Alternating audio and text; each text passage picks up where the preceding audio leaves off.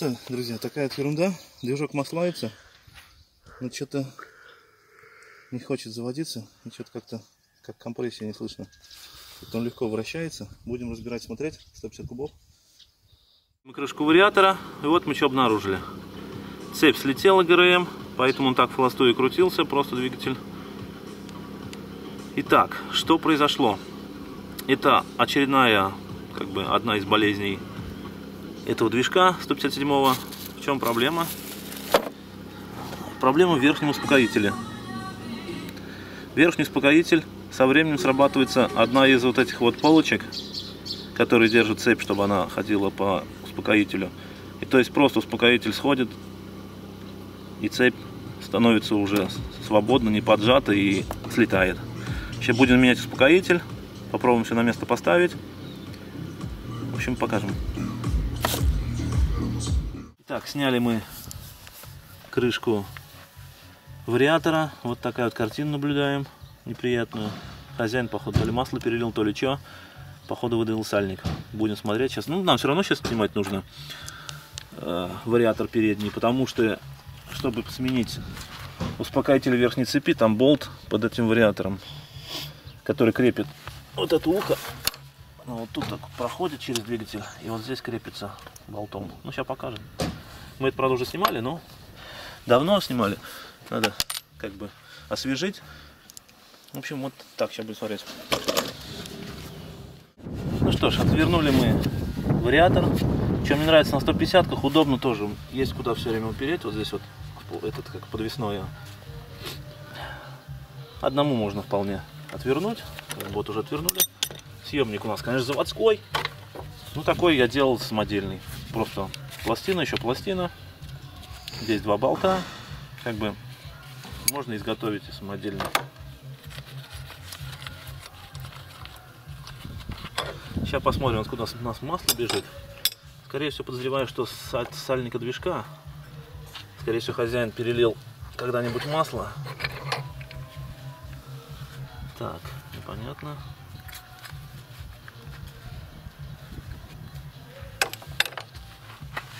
Уже непонятно, да? Да нет, по-моему, отсюда.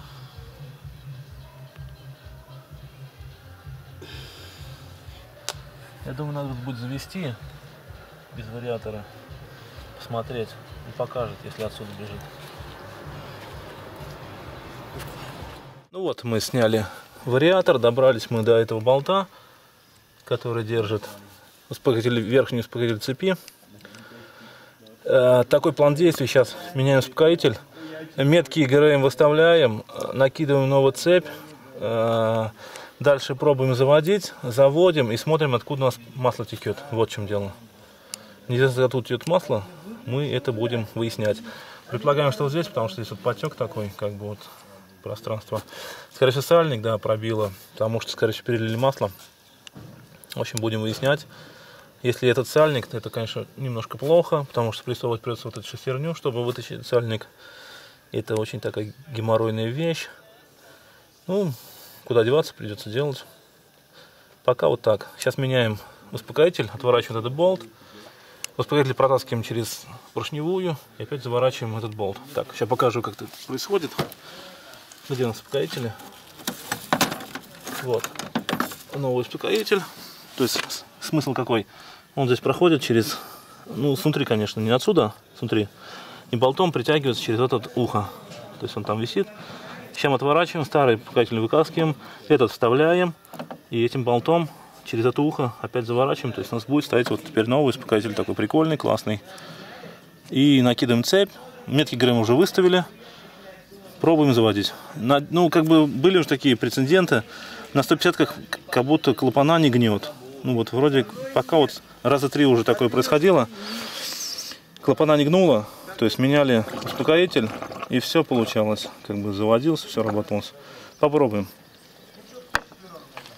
Так, вот мы сняли успокоитель. Вот видите, у нас тут все. Один буртик полностью сожран, это практически сожран. Вот новый, а вот то, что сняли. Поэтому цепь у нас слетела. Вот он уже мимо шел. Так, как мы его извлекли? Этот болтик мы отвернули. Вот здесь вот. Вот этот болт. Сейчас покажу как. И вытащили этот успокоитель. Сейчас будем устанавливать этот, я вам покажу. Вот оставляем вот так вот, этим горбом наверх. Сейчас покажи. Этим горбом наверх, вот в этой ложбинке должна ходить цепь между вот этими буртиками. Вставляем сюда.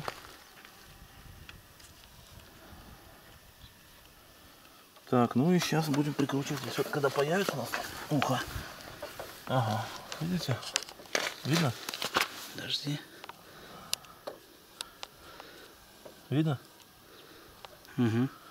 Вот сейчас мы болтиком цепляем и приворачиваем болтик. Болтик с резиночкой, чтобы масло не гнало. Ну и теперь шестигранником наворачиваем. Ну-ка, посмотри. Все у нас вон. Успокоитель уже в ухо успокоителя поставили мы болтик. И сейчас закручиваем, и все. Одеваем на место цепь. Одеваем натяжник и будем пробовать заводить.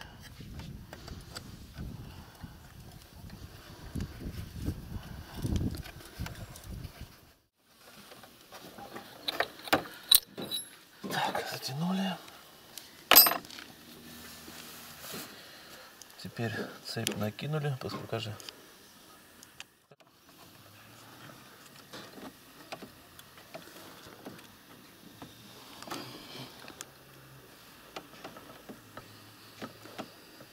Цепь килдык. Цепь надо менять.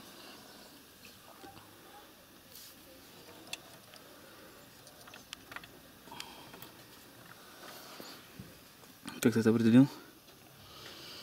То, что вытянуто здорово.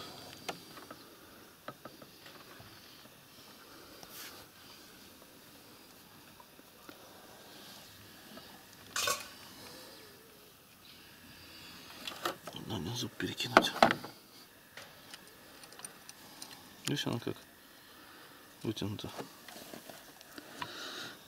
Прям просто безбожно. А ты можешь это оттянуть? Я не видно, у тебя руки только вижу. Эх, блядь. Просто висит.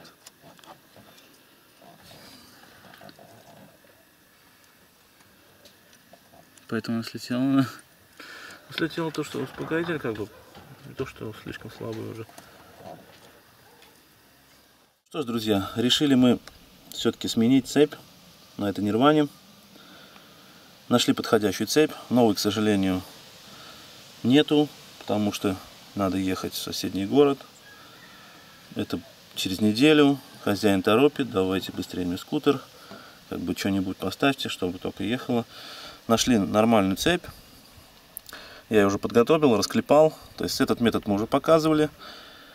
Сами понимаете, что полная замена прям по-настоящему как бы должно быть прям. Это очень сложно снимать двигатель, разбирать его до самого талого, короче, до самого последнего винтика, можно сказать. Это очень кропотливо, очень долго. И вот этот способ проверенный. Уже порядка 10 раз мы так делали. Все ездит, ничего не расклепывается. То есть цепи стоят, ни одна еще не расклепалась. Вот по такой методике. Так, как это делаем? Это мы уже показывали, конечно, но надо освежить. Вот такой съемчик изобрели. 2 болта. Один вот с небольшим таким вот выступом. Это чтобы стронуть наш солдатик, вот, который стоит в цепи. И другой, вот, который, чтобы практически до конца ее прессовать. Так, что еще? Здесь вот резьба. Нам в данный момент 10-я резьба. Здесь вот отверстие. Это, так сказать, на одной оси с этой резьбой по центру, чтобы туда солдатик наш уходил. Сквозное отверстие. Вот, в общем, вот так. Как определил цепь, что это нормально, я вам когда ту сниму, покажу, в чем разница. Поймете. То есть сразу же внимание на солдатика, что он ровный, без выработки. То есть когда цепь тянется, ну вот так вот с такими вот выступами, вот здесь будет заметно по-любому, когда цепь эту снимем. Так, начинаем ее прессовать. Эту я уже подготовил. В общем, цепь делаем так, чтобы солдатик на последнем звене оставался. Иначе потом будет проблематично его на место установить. И, ну, в общем, нужно сделать вот так, чтобы он остался на последнем звене, чтобы потом вот так вот поставили и его обратно сюда загнали. Все. Что же, начнем нашу процедуру. Сначала берем вот этот болт. С маленькой пипкой, да? Да. Маленький уступ, чтобы нам, потому что нагрузка первоначально самая большая, когда его нужно туда продавить, потом уже поменьше, поэтому уже потом вот этим вот. Болты взяли каленые, хорошие, потому что из простого сыромятина вряд ли здесь получится что-то. Ну и начнем. Здесь, конечно, очень неудобно. Так.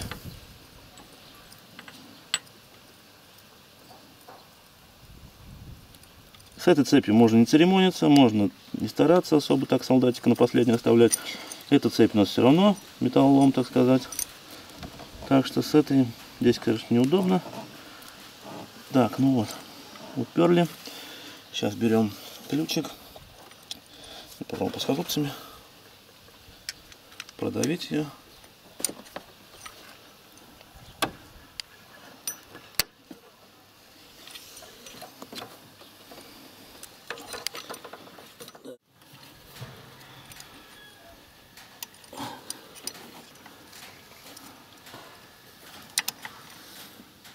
Так.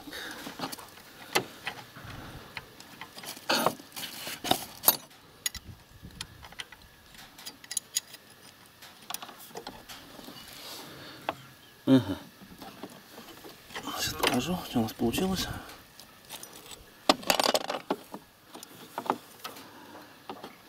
Вот этот вот, видишь, сюда вот вылез. Нет, не вижу. Блин, как вот лучше. С другой стороны, снизу возьми. Видно? Сейчас. Мы его вот утопили. Вот он сюда уже вылез. Сейчас будем другим болтом его до конца прогонять. Не видать? Как вот? Вот здесь видно? Вот этот утопили. Ну да, с той стороны я вижу, что он вылез. А с той стороны вылез. Вот он. Сейчас покажем.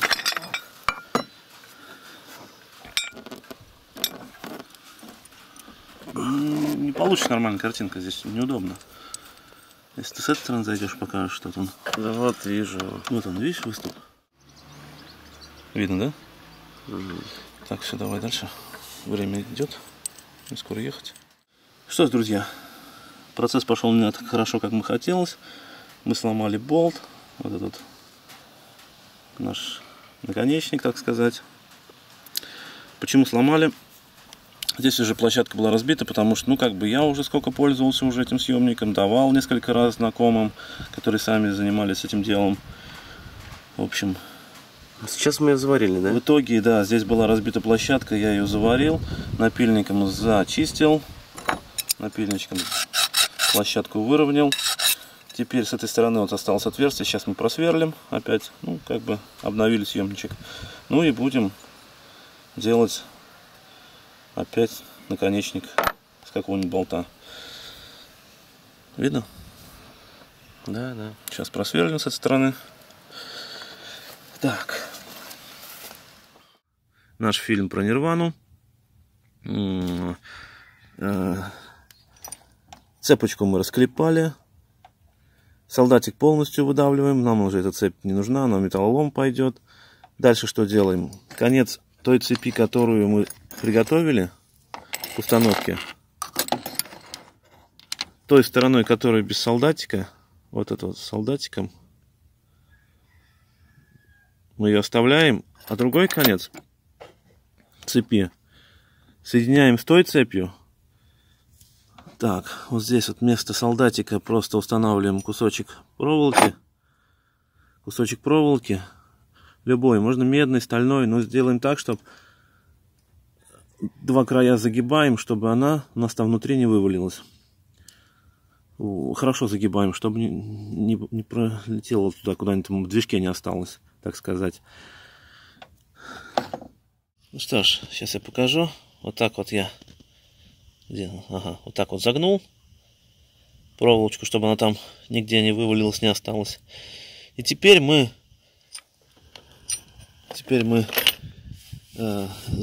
крутим за крыльчатку и заворачиваем вот эту цепь туда. А этот, соответственно, будет выходить оттуда. Так, мне неудобно, конечно, я один. Но приблизительно сейчас покажу, как это будет выглядеть. Вот так вот. Крутим, заколенвал. Цепочка у нас затягивается. А вот эту цепочку вытягиваем оттуда. Так, мне, конечно, неудобно. Но принцип вы поняли, да? Эту цепочку держим в натяг. То есть мне одному сейчас неудобно будет. Просто оператора сегодня у меня нету. Он на работе. Я в другую смену. Вот эту цепь тянем. Вот этот конец.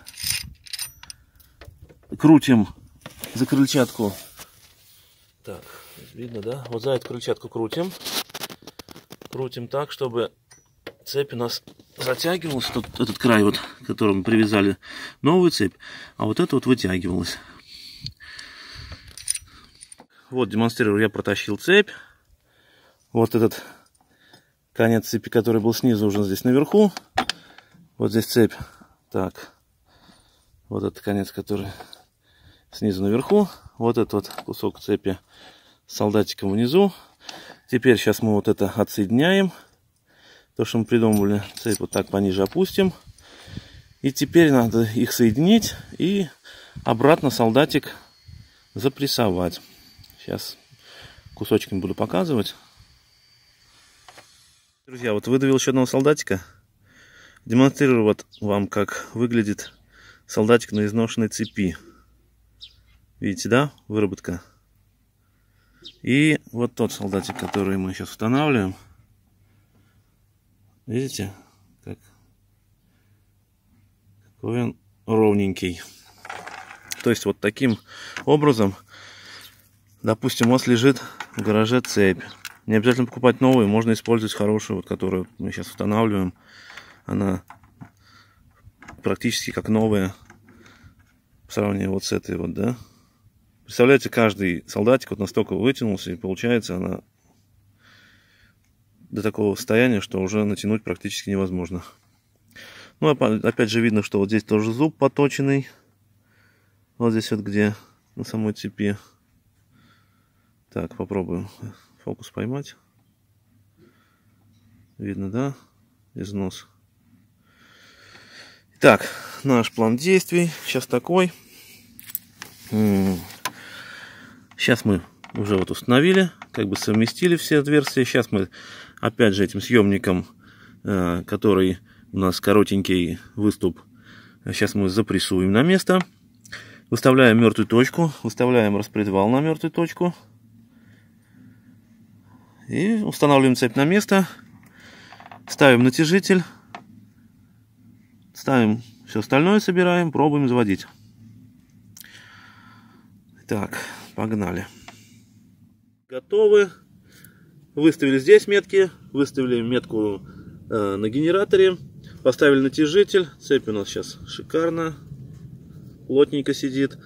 Что еще? Чтобы уже новая цепь, поскольку она уже не накидывается на звездочку, пришлось вот это отворачивать, вот этот вот квадрат, который держит распредвал, снимать. Приходилось снять. Гайки сняли, квадрат сняли, цепи одели, выставили, все на место собрали, проверили клапана, это подрегулировали маленько. Так, сейчас одеваем крышку, одеваем карбюратор, обдув, будем пробовать заводить. Давай. Еще один момент, когда устанавливаем цепь ГРМ, обязательно проверяем, не соскочил ли там со звездочки внутри. Ну тут не покажешь на камеру, не получится. Вот там внутри, с коленвала, чтобы не соскочила цепь со звездочки. Вот это обязательно проверяем. Так, пока все, будем... Давай.